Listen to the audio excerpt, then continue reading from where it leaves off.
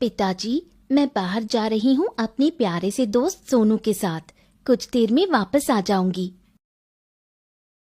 ठीक है बेटा राजकुमारी अन्वी, लेकिन मैं तुम्हारे पीछे कुछ सैनिकों को भेज देता हूँ, वो तुम्हारी रक्षा करेंगे। नहीं पिताजी, आपकी बेटी बहुत निडर और मजबूत है। भला मुझे किसी की रक्षा की क्या जरूरत। और वैसे भी मैं बस कुछ ही दूर जा रही हूँ, जल्दी ही वापस आ जाऊंगी। अच्छा, चलो ठीक है, आप जा सकती हैं, लेकिन आप जल्द ही वापस आएंगी, ठीक है ना? क्योंकि हमें आज शाम तक राजा विश्वनाथ जी से मिलने जाना है। ठीक है पिताजी, चल आ सोनू, चलते हैं। राजकुमारी अन्वी अपने पालतू कुत्ते सोनू के साथ जंगल की सैर पर निकली। जंगल की ठंडी हवा और शांत माहौल उसे बहुत भाता था। सोनू देखो, ये जगह कितनी सुंदर है, कितना सुकून है यहाँ। वाह, आज लगता है कि राजमहल से अच्छा ये प्यारा सा जंगल है। यहाँ कितनी सुंदरता है।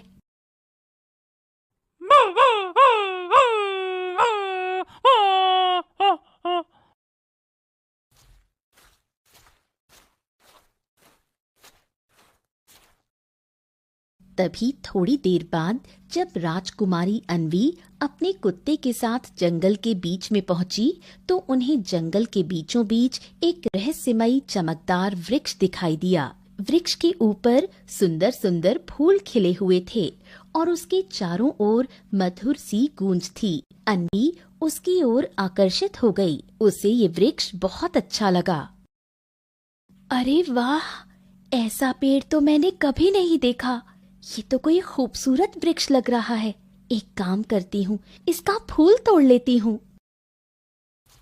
तभी अन्वी उस चमकते हुए वृक्ष के पास गई और जैसे ही अन्वी ने उस वृक्ष की एक डाली को तोड़ा, एक चमकदार रोशनी फैली और आकाश में एक आवाज गूंजी। दुष्ट, तूने पवित्र वृक्ष को छेड़ा है। तुम्हें मेरे फूलों को तोड़ना था, लेकिन तुमने मेरे एक डाली को तोड़ दिया और मुझे परेशान किया। इसीलिए तुम्हें इसका दंड मिलेगा। अब तू तब तक एक पत्थर की मूर्ति बनी रहेगी जब तक कोई सच्चा, पवित्र और ईमानदार व्यक्ति आकर तुझ पर जल नहीं डालेगा। अरे, लेकिन दिव्य वृक्ष, मुझसे ये गलती से टूट गया। मैं तो सिर्फ एक फूल तोड़ने आई थी। आप कृपया करके ये श्राप वापस ले लीजिए। मैं एक राजकुमारी हूँ। जैसे ही इस पेड़ को पता चला कि वो एक राजकुमारी है, तभी उसने कहा, हे राजकुमारी, मैं ये श्राप तो वापस नहीं ले सकता, क्योंकि आपने मेरी सुंदरता भंग की है। लेकिन मैं आपके साथ जो ये कुत्ता है, उसे एक वाणी देता हूँ कि ये अब से इंसानी आवाज में बोल पाएगा और आप तभी ठीक हो पाओगी जब ये किसी पवित्र, परिश्रमी और नेक दिल व्यक्ति को लेकर आएगा, जो आपके ऊपर पवित्र जल अपने हाथों से डालेगा और आपका श्राप मिटा देगा। इतना कहकर वृक्ष शांत हो गया। अन्वी की देह एक संगमरमर की मूर्ति में बदल गई। कुत्ता सोनू घबरा गया, लेकिन अब उसके पास एक इंसानी आवाज में बोलने की शक्ति थी। तभी उसने राजकुमारी से कहा, राजकुमारी, आप चिंता मत कीजिए। मैं जल्द ही किसी पवित्र व्यक्ति को लेकर आता हूँ। आप डरिए नहीं, मैं जरूर आऊंगा। सोनू ने अपनी रानी की मुक्ति की कस्में खाईं और उससे वादा किया कि वो जल्द ही किसी पवित्र और सच्चे दिल व्यक्ति को लेकर लौटेगा, और वो गांव की ओर चल पड़ा। दूर पहाड़ियों के बीच बसे छोटे से गांव सतवनपुर में एक युवक रहा करता था, शिवा एक मेहनती, ईमानदार और अत्यंत आत्मसम्मानी किसान था। वो अकेला अपने छोटे से घर में रहा करता था। उसके माँ बाप नहीं थे, ना ही कोई भाई बहन। उसका पूरा जीवन खेतों और अपनी मेहनत के नाम था, लेकिन अब उसे बहुत सी समस्याएं होती थीं, क्योंकि कड़कड़ाती धूप में जब वो खेतों से काम करके घर वापस लौटता, तब उसे अपने काम खुद ही करने पड़ते। यहाँ तक कि जब वो बीमार होता था, उस समय भी उसकी देखरेख करने वाला कोई नहीं होता था। ए शिवा, ए भाई, आज तो भयानक गर्मी और धूप पड़ रही है, तू आज भी काम करने को आ गया। हाँ, अरे श्याम भैया, क्या करूं, घर में कोई काम नजर नहीं आ रहा था, इसीलिए सोचा खेत में ही चले जाता हूं, कुछ न कुछ तो करूंगा ही। अरे ये सब तो ठीक है, पर तुम्हें पता है ना, इतनी धूप में काम करने से बहुत से किसान की तबीयत खराब हो रही है, और तू फिर भी यहाँ आ जाता है। अरे तू क्यों नहीं समझता कि तेरी देखभाल करने वाला कोई नहीं है, और ऐसे काम कर करके तू बीमार हो जाएगा। हाँ, समझता हूं भैया, लेकिन ठीक है ठीक है, तबीयत खराब होगी तो तब का तब देखा जाएगा, और जब तक ये जवानी है ना, तब तक तो जोश से काम करना ही पड़ेगा, बहुत मेहनत करना है। हाँ हाँ, ये तो ठीक है, पर तू एक अच्छी लड़की देखकर उससे शादी क्यों नहीं कर लेता है? तुझे इतने दिनों से मैं समझाए जा रहा हूँ, इससे तेरी तबीयत का भी ध्यान रखने वाला कोई आ जाएगा और तेरा मन भी लगने लगेगा। जरा देख तो अपने आप को, कैसा दुबला पतला होता जा रहा है तू। अरे भैया, फिर शादी? अरे शादी के बारे में मैंने आपसे कहा है ना, और कितनी बार कहा है कि मैं शादी करूंगा तो बस एक सुंदर और अमीर स्त्री से, इसके अलावा मैं कभी किसी से शादी नहीं करने वाला। और क्या।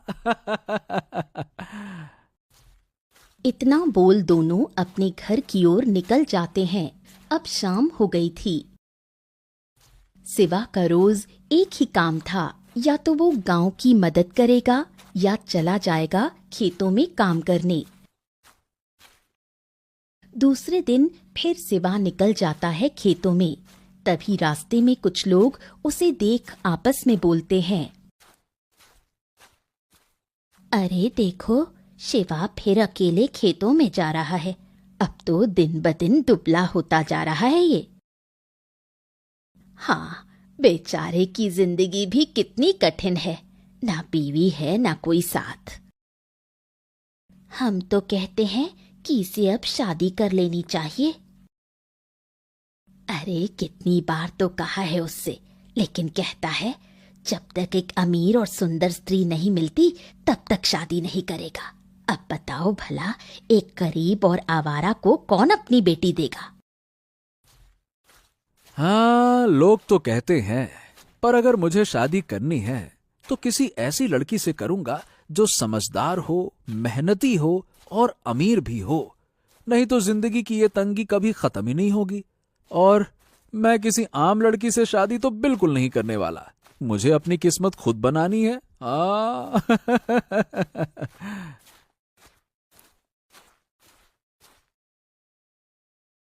अरे राम राम, बाप रे बाप, आज भी गर्मी कम नहीं हुई है। अरे भगवान उठा ले रे बाबा, उठा ले, अरे मुझको नहीं, इस गर्मी को उठा ले। अरे रे, अरे ये कुत्ता यहाँ क्यों देख रहा है? और ये यहाँ का कुत्ता तो नहीं लगता। अरे कहीं ये पागल कुत्ता तो नहीं है? ओए ओए, चल दूर दूर कहीं का, चल जा यहाँ से, चल चल, अरे भाग जा यहाँ से। ये कुत्ता कुछ नहीं बोला, लेकिन मुखिया के ज्यादा भगाने पर वो जाने लगा। तभी मुखिया जैसे ही अपनी कुर्सी पर बैठा, उसकी कुर्सी टूट गई और वो गिर गया। अरे रे रे रे रे रे रे रे रे रे रे रे, अरे मेरी कमर टूट गई रे, ये मनहूस कुत्ता कहाँ से आया? अरे रे रे रे रे रे रे रे रे, बहुत दर्द हो रहा है। दूसरी तरफ गांव का एक किसान अपनी दुकान में समोसे सजा रहा था। तभी ये कुत्ता उसकी दुकान के पास आता है। अरे, इस कुत्ते को तो मैंने यहाँ कभी नहीं देखा, और देखो तो सही, कैसी लालच भरी नजरों से देख रहा है। ओए चल भाग यहां से। अरे भागता है कि बताऊं अभी। चल भाग भाग यहां से। तभी ये दुकान वाला उस कुत्ते को मारने आगे बढ़ता है कि उसके सारे समोसे गिर जाते हैं। अरे रे रे रे रे रे, ये कैसा मनहूस कुत्ता देख लिया। आज पूरे समोसे खराब कर दिए उसने।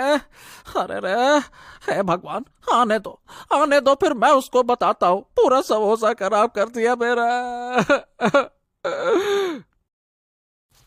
एक दिन शिवा खेतों में कड़ी मेहनत कर घर वापस आया। आज उसे बहुत भूख लगी थी, तभी वो खाना बनाने लगा। उसी वक्त वो कुत्ता शिवा के पास आता है।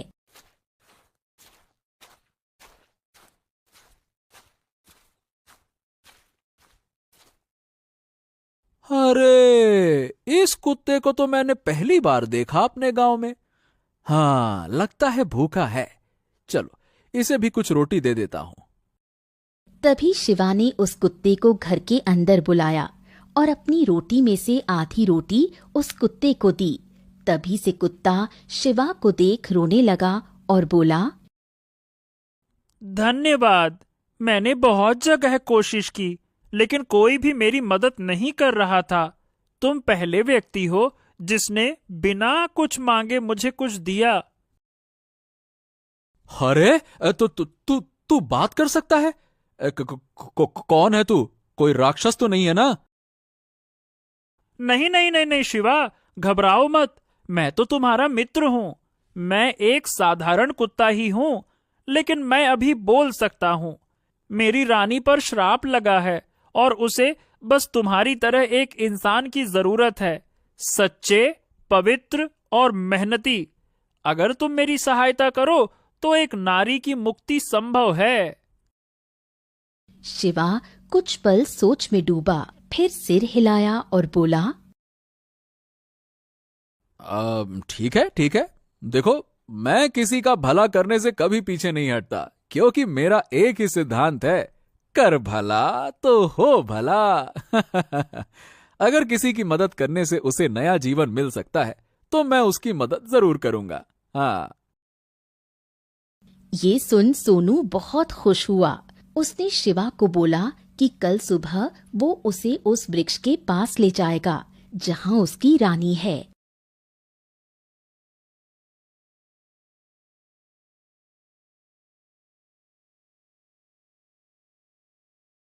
हाँ, तो बोलो भाई सोनू, किधर जाना है हमें और मैं क्या मदद कर सकता हूं तुम्हारी? बताओ। शिवा, तुम्हें मेरे साथ जंगल के बीचों बीच चलना होगा। वहीं तुमको सब समझ में आ जाएगा। चलो आ जाओ, मेरे साथ आओ। शिवा और सोनू दोनों जंगल की ओर चल दिए। थोड़ी देर बाद जैसे ही वो उस वृक्ष के पास पहुंचे, सोनू ने मूर्ति की ओर इशारा किया जहां राजकुमारी अन्वी की पत्थर बनी हुई मूर्ति थी। हाँ, तो ये है मेरी रानी, राजकुमारी अन्वी।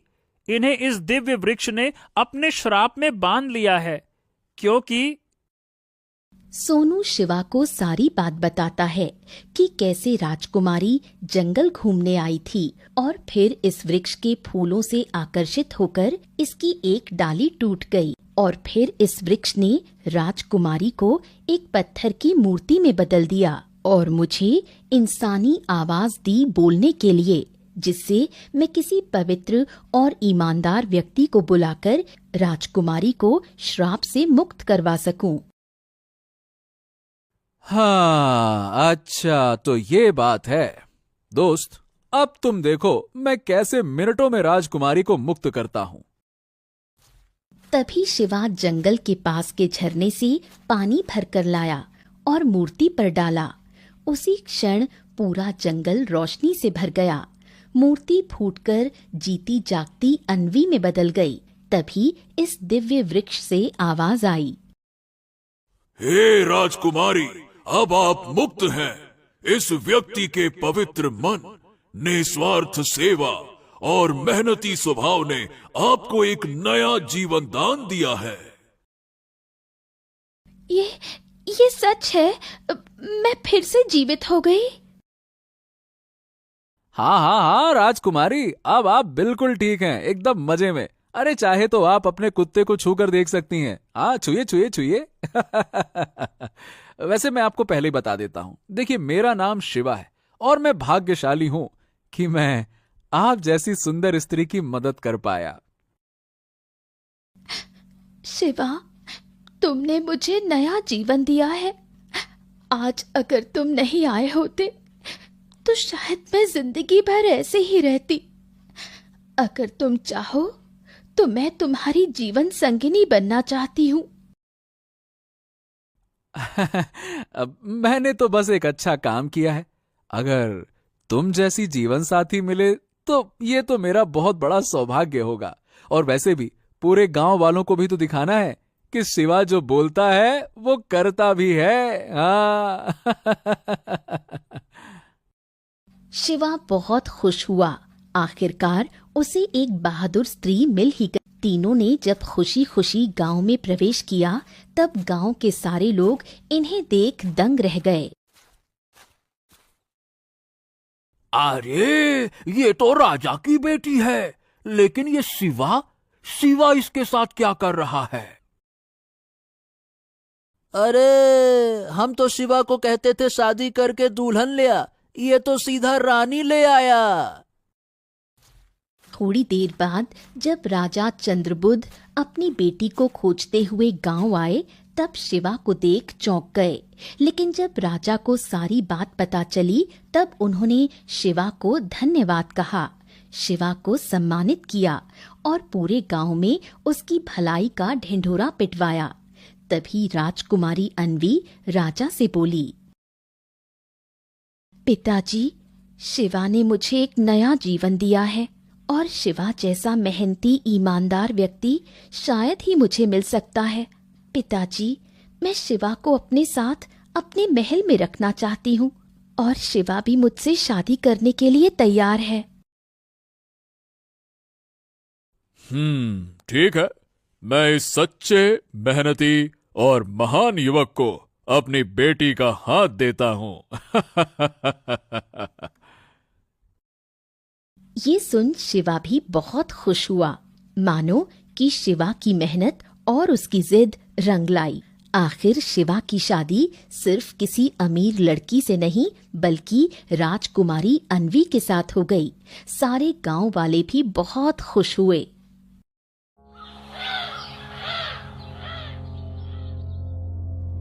फिर वही बात, अब मुखिया के पीछे पीछे घूमोगे? क्या तुम्हें और कोई काम नहीं बचा गांव में? घर गृहस्थी संभालनी है कि नहीं? गोमती, हर बात का जवाब नहीं दिया जाता। अब तू समझे या ना समझे, मुखिया के साथ काम जरूरी है, मतलब जरूरी है। भाई गांव का मामला है ये। गांव का मामला? हाँ, गांव का नाम लेकर न जाने क्या क्या करते घूमते हो। औरतें ताने मारती हैं बाहर, कहती हैं गोमती का मर्द तो अब मुखिया का नौकर बन गया।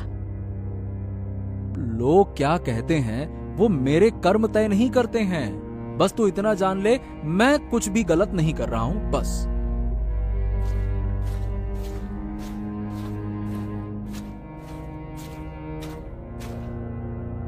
अरे नरेंद्र, अरे ओ नरेंद्र, क्या कर रहा है? जल्दी चल बे, देर हो रही है।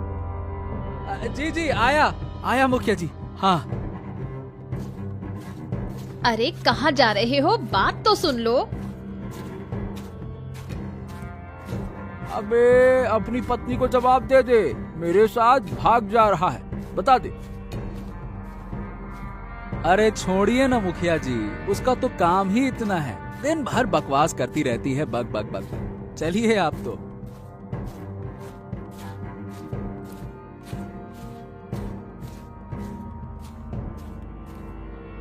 अरे मोहन, अब जल्दी से तू भी आ जा। चल, अब तीनों मिलकर अपने काम पर लग जाते हैं। और नरेंद्र, तुम यही पेड़ के नीचे बैठो और देखना, किसी को भी इधर आने मत देना, ठीक है? हाँ हाँ ठीक है मुखिया जी, ठीक है।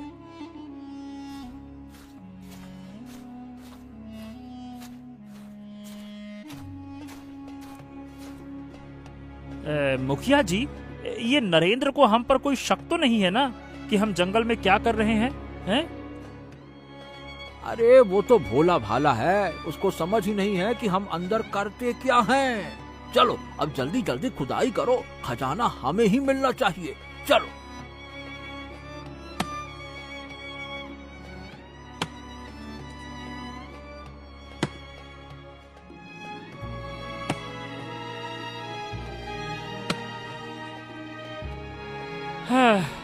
मुखिया जी, 1 घंटा हो गया, यहाँ तो कुछ ना मिला। लगता है और भीतर जाना पड़ेगा।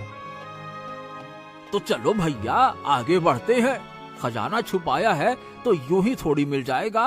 चलो चलो चलो चलो।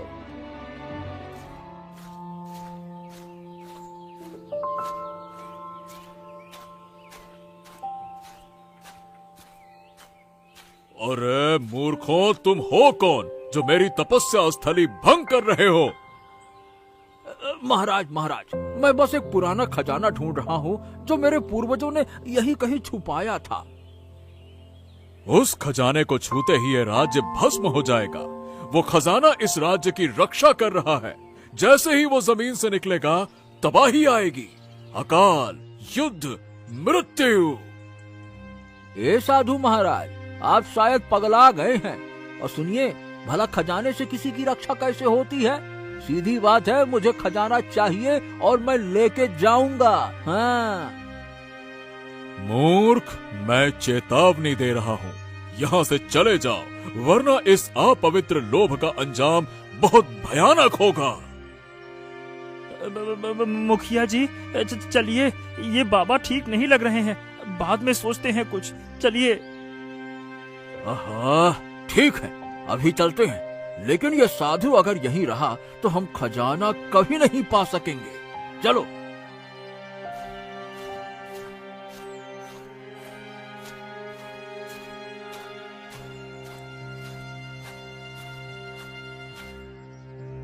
मुखिया जी, आप इतनी जल्दी लौट आए?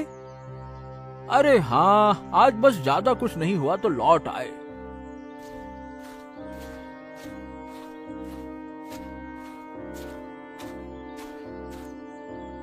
अब ये साधु रास्ते से नहीं हटा तो सारा पिलान ही चौपट हो जाएगा। कुछ तो करना पड़ेगा, कुछ बड़ा। ए मोहन, सुनो, एक काम करो, आज रात ना सारे खेत में आग लगा दो। ऐसा लगे जैसे कोई प्राकृतिक विपदा आ गई हो। लोग परेशान होंगे और तब हम अपना काम करेंगे। ठीक है? मुखिया जी, ये तो बहुत बड़ा काम है। अरे जो मैं कहता हूँ वो करो, बस। कोई सवाल उवाल नहीं, समझे?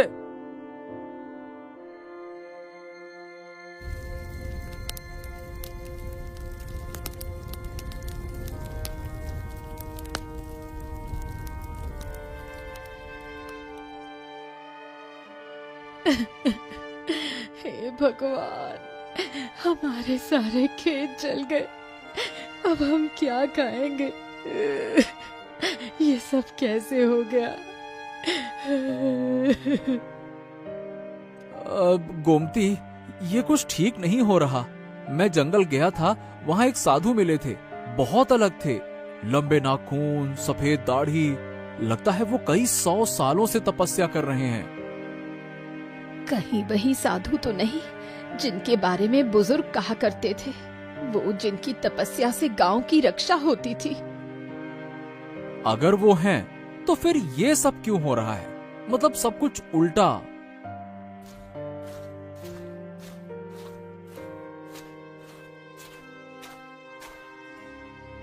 ए सुनो मोहन, आज रात तालाब में ये नीला रंग घोल दो। पानी काला हो जाएगा और फिर गांव वाले समझेंगे कि कुछ बुरा हो रहा है और उस साधु को दोषी मानेंगे। हाँ। अरे पर मुखिया जी, पानी तो जीवन है। अरे भाई, मुझे खजाना चाहिए और खजाने के रास्ते में जो कोई भी आएगा उससे हटना पड़ेगा।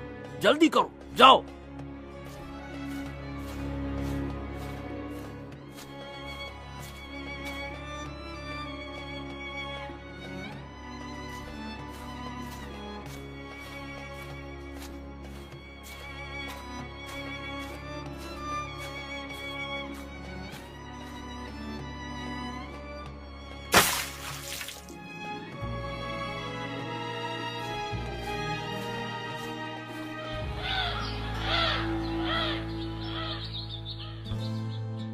हे राम, अब ये पानी काला हो गया, कल फसल जली, अब ये क्या हो रहा है हमारे गांव में।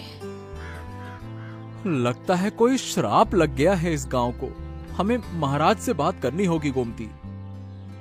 हे भगवान, हे भगवान, अरे हमारे गांव में ये क्या हो गया? 2 दिन पहले फसल जल गई और अब ये तालाब का सारा पानी ऐसे नीला काला हो गया। ये कैसा अपशगुन है भगवान? ये कौन सा अपशगुन है? लगता है कोनो बड़ा संकट आने वाला है मुखिया जी। कहीं किसी ने कुछ टोना टोटका तो नहीं कर दिया? देखिए ना, गांव का पानी ही जहरीला हो गया। बेटा, ऐसा पहले कभी नहीं हुआ। हमारी जिंदगी में पहली बार ऐसा हो रहा है। लगता है कोई बुरा साया है हमारे गांव पर। नहीं नहीं नहीं नहीं नहीं, ये सब अचानक ऐसे नहीं हो सकता भाई। 3 दिन पहले तक सब कुछ ठीक था, सुबह होते ही फसल राख हो गई और अब ये पानी। मुझे ऐसा लगता है कि कुछ ना कुछ तो गड़बड़ है। हमें अब चुप नहीं बैठना चाहिए। चलो सब मिलकर महाराज के पास चलते हैं। उन्हें बताना होगा कि गांव पर कोई संकट मंडरा रहा है।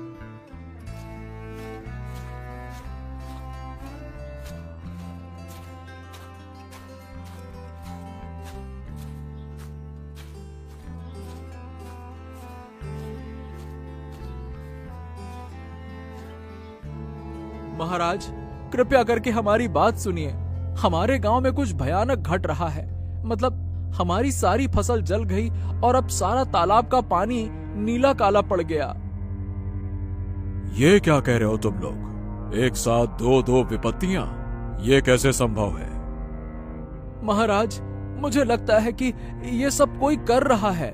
ये सब प्राकृतिक नहीं लग रहा, जैसे किसी ने जानबूझकर किया हो महाराज। ये मामला तो बड़ा गंभीर है। ऐसा क्यों हो रहा है हमारे गांव में? महाराज, एक बात कहूं, जंगल में एक साधु वर्षों से तपस्या कर रहा है, पर अब उसकी साधना तंत्र मंत्र में बदल चुकी है।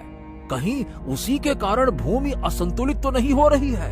हमें उसे वहां से हटाना पड़ेगा महाराज। क्या जंगल में साधु है और वो तंत्र विद्या करता है? ये तुम क्या कह रहे हो मुखिया? पूजा पाठ की भूमि में तंत्र मंत्र?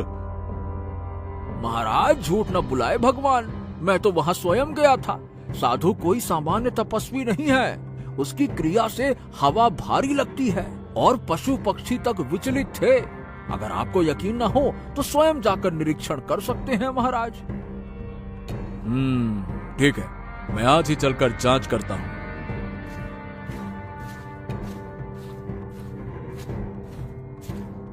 हाँ, अच्छा हुआ मैंने मोहन से कहकर वहां आवश्यक सामग्री भी रखवा ही दी है।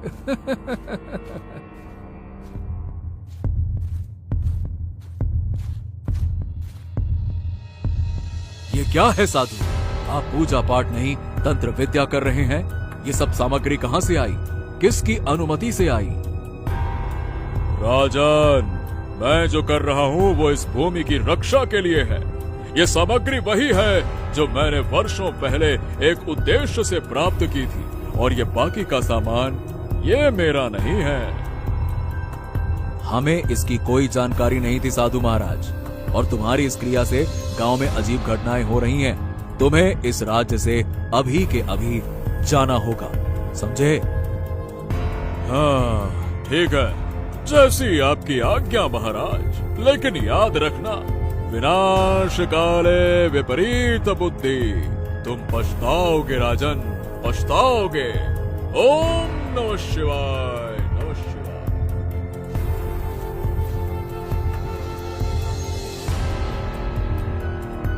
अरे जल्दी कर मोहन, जल्दी जल्दी खजाना निकाल, वरना कोई देख ना ले हमें।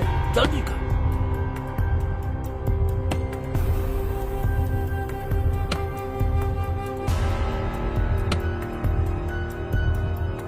बाप रे, इतना सारा खजाना!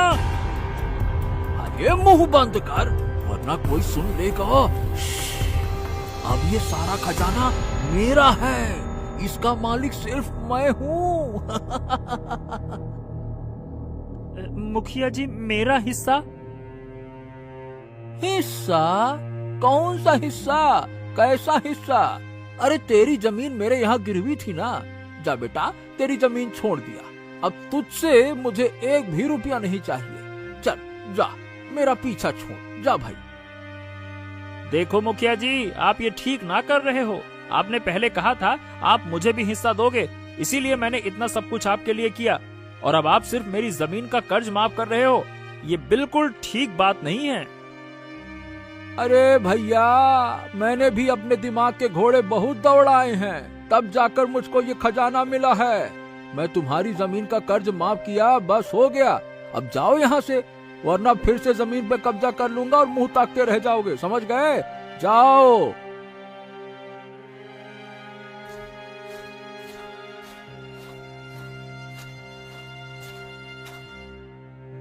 महाराज की जय हो। महाराज, गांव की नदी पूरी तरह से सूख गई है और पिछले 7 दिनों से बादल एक बार भी नहीं बरसे। खेत सूखने लगे हैं महाराज। ये क्या? हमने तो साधु को जंगल से निकाल दिया था, अब वो कुछ नहीं कर रहा, तो फिर ये सब क्यों हो रहा है? हाँ, देखो गोमती, ये वही जमीन है जिस पर मैंने दिन रात पसीना बहाया। अब देखो, सब कुछ खत्म हो गया, न पानी रहा न फसल। मेरी मेहनत भी मुझसे रूठ गई है गोमती। पता नहीं किसकी बुरी नजर लग गई हमारे गांव को। पहले कितना अच्छा था। तुम जानते हो, एक किसान की सबसे बड़ी ताकत उसकी जमीन नहीं, उसका हौसला होता है। हौसला भी कब तक साथ देगा गोमती? जब खेत ही सूखे पड़े हों तो उम्मीद भी मुंह मोड़ लेती है। अब तो मुझे महाराज से जाकर बात करनी ही होगी। महाराज क्या करेंगे जी? उनके पास कोई जादू है क्या? ना वो बादल बुला सकते हैं, ना सूखी नदी को भर सकते हैं। सब किस्मत का खेल है।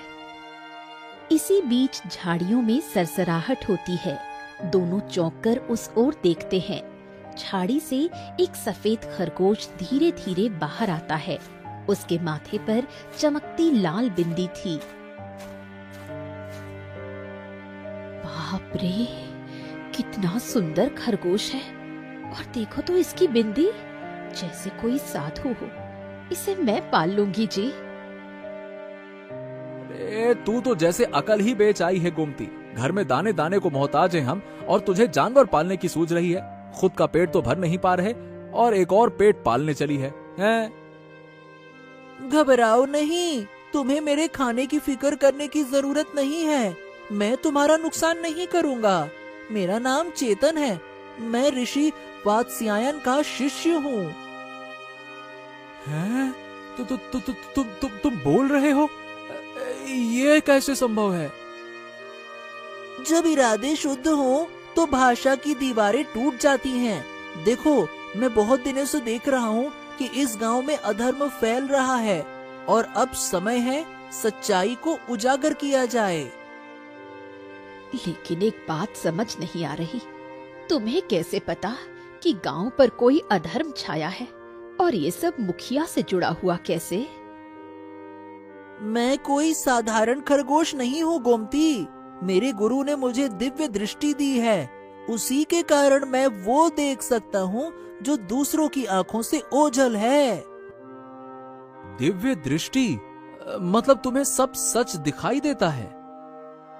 हाँ, देखो, बहुत समय पहले जब बुरी शक्तियाँ इस गांव की ओर बढ़ रही थीं, तो उस समय के राजा ने एक दिव्य खजाना मिट्टी के नीचे गाड़ दिया था ताकि वो शक्तियाँ गांव को छू ना सकें। मेरे गुरु उस जगह की रक्षा कर रहे थे, वर्षों तक तप करके।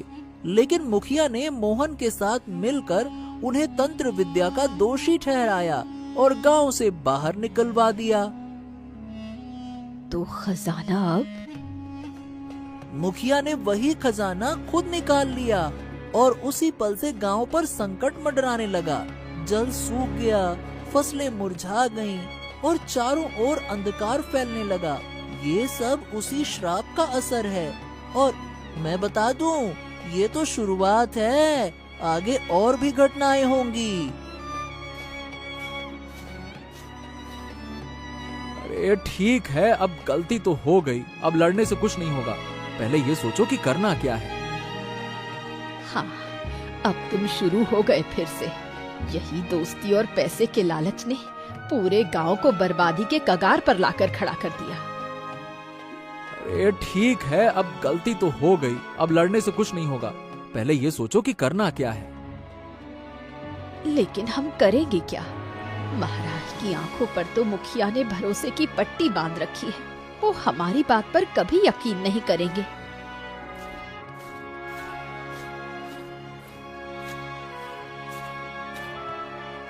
अगर झूठ को जीतना है तो सच को चालाकी से सामने लाना होगा।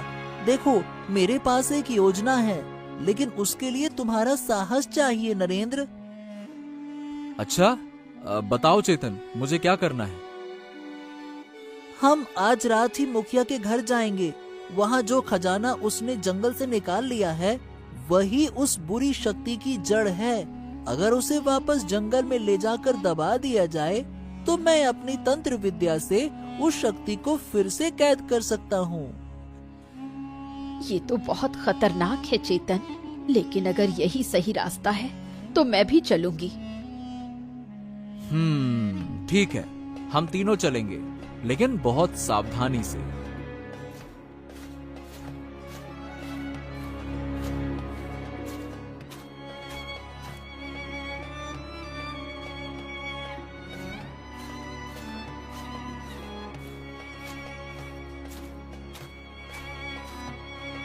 इतना बड़ा घर और हर कोना रहस्यमय।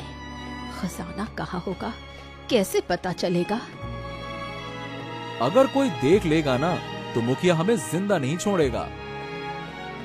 शांत रहो, मैं अपनी ज्ञान दृष्टि से देखता हूँ। हाँ, खजाना वही है, उसी कमरे में जहाँ मुखिया सो रहा है। अलमारी के पीछे की दीवार में छिपा है। तो क्या हमें उसके कमरे में जाना होगा? कोई और रास्ता नहीं है? नहीं नहीं गोमती, कोई रास्ता नहीं है, वही एक ही रास्ता है।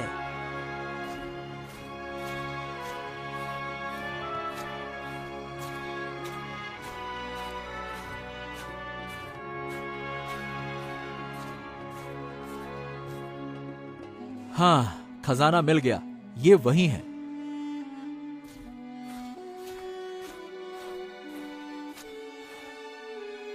हाँ, चलो जल्दी करो, इससे पहले कि वो जाग जाए। जल्दी चलो।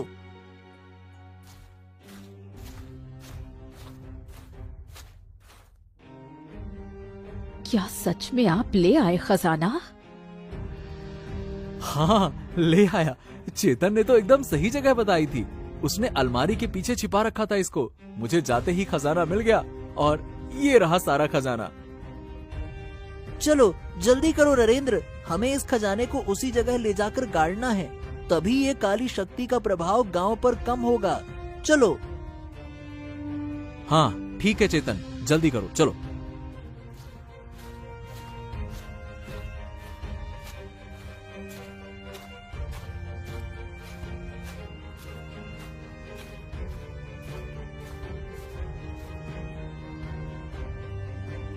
गहरे जंगल के बीच चेतन खजाने को जमीन में गाड़ने की कोशिश कर रहा है, पर कोई असर नहीं हो रहा था।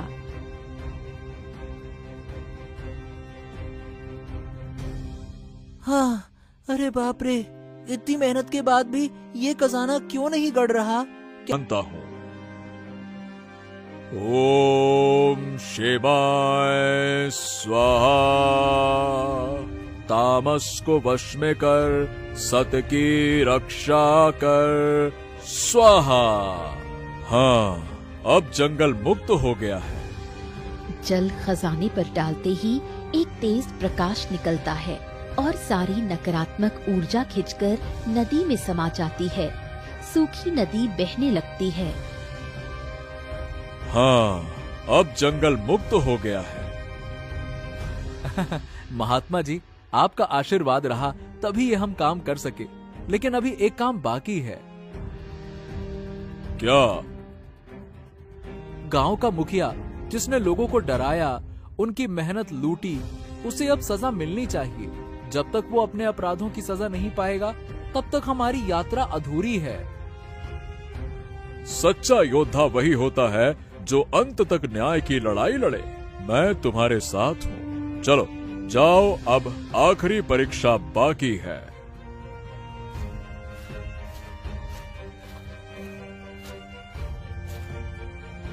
हाँ, मेरा खजाना! अरे कोई मेरा खजाना चुरा ले गया। अरे किसने लिया? अब मैं क्या करूं? कहाँ चला गया? तभी एक तेज हवा चलती है और सामने पेड़ के पीछे से खरगोश निकलता है।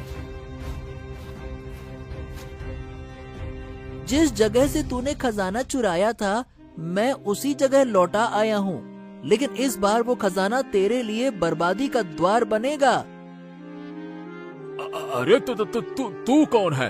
बोलने वाला खरगोश? ये क्या माया है? मैं सपना तो नहीं देख रहा हूँ। मैं तेरे पापों का फल, तेरा लालच, तेरा धोखा, सब का हिसाब देने का वक्त आ गया है। चल मेरे साथ, महाराज के सामने तेरी सच्चाई उजागर होगी। चल। अरे मैं क्यों चलूं? तू कर क्या लेगा रे छोटा सा जानवर? मुझे धमकी दे रहा है। एक लत्ती मारूंगा ना तो गिल्ली डंडा की गिल्ली की तरह दूर उड़ता हुआ जाएगा। नालायक कहीं का। अगर तू नहीं चला तो मैं तुझे भी अपनी तरह खरगोश बना दूंगा।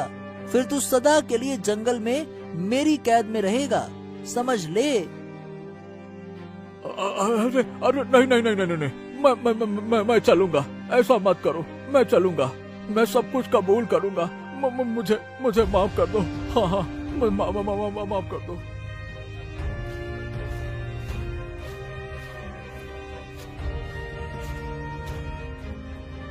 इतनी आसानी से नहीं जाने देंगे तुझे। तूने न जाने कितनों को सताया है। और इसका साथी मोहन कहाँ है? उसे भी तो साथ ले चलो। अरे भाई, वो भी साथ में ही काम किया करता था, तो उसे भी तो इनाम मिलना चाहिए ना। देखो देखो जी, घर में छिप रहा है। अरे जल्दी पकड़ के लाओ चेतन।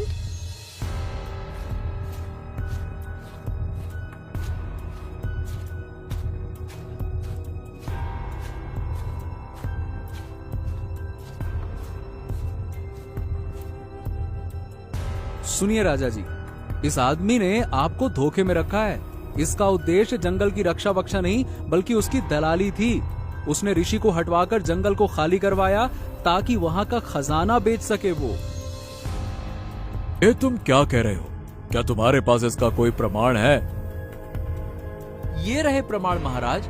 मुखिया ने बाहर के व्यापारी से सौदा किया था। जंगल का खजाना बेचने का अनुबंध। ये सब कुछ उस दिन हुआ जिस दिन ऋषि महाराज को वहाँ से हटाया गया। मुखिया, तुमने धर्म और विश्वास का घोर अपमान किया। राज्य के साथ विश्वासघात किया। सैनिकों! महाराज मुझे माफ कर दीजिए। मैं लालच में आ गया था। मेरी गलती हो गई महाराज, मुझे माफ कर दीजिए। माफ कर दीजिए। राजद्रोह के अपराध में क्षमा नहीं होती। सैनिकों, इन्हें कैद में ले लो। जाओ। चेतन, तुम्हारा साहस और तुम्हारी बुद्धिमत्ता वाकई में प्रशंसनीय है। तुमने आज हमें सच्चाई से परिचित कराया। हम ऋषि वात्सायन से क्षमा मांगना चाहते हैं। मैं स्वयं अब जंगल जाकर उनसे क्षमा याचना करूंगा। फिर वही साधु दरबार में आते हैं। साधु महाराज, मेरी भूल के लिए क्षमा करें। मैंने अधर्म को पहचानने में देर की, पर अब मुझे सच्चाई का आभास हो गया है। कृपया आप वापस आ जाइए और अपने आशीर्वाद से इस भूमि को फिर से पवित्र बना दीजिए। राजन, जब पश्चाताप सच्चा हो तो क्षमा अपने आप मिल जाती है।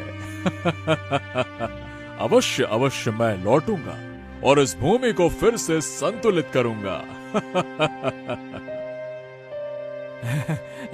बहुत बहुत धन्यवाद महाराज। मुखिया भानु को उसके अपराध के लिए कारावास का दंड दिया गया है, पर आज तो मैं 2 सच्चे सेवकों को सम्मानित करता हूँ। किसान नरेंद्र को राज्य रक्षक किसान की उपाधि दी जाती है। ऋषिवर, आपकी सीख ने आज फिर से सच्चाई को जीत दिला दी।